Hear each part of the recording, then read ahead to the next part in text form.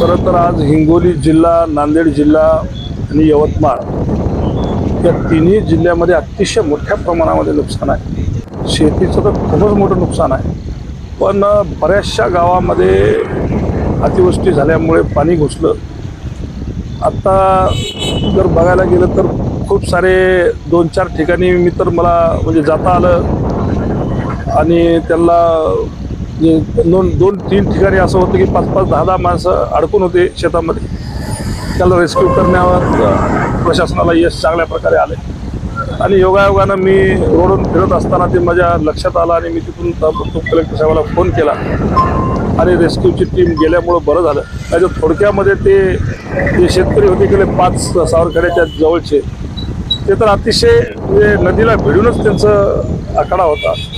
अशा बऱ्याच 5-6 जागी लोक अडकले होते, पण प्रशासनाने सगळ्याला काढलं। जीवितहानी काही झाली नसली तरी एक व्यापाऱ्याचं म्हणा, शेतकऱ्याचं म्हणा, मोठं करोडो रुपयाचं खूप मोठं म्हणजे त्याच्यामध्ये सांगणं कठीण आहे की दुरावस्था आहे आणि त्या लोकांचं खूप नुकसान झालेलं आहे।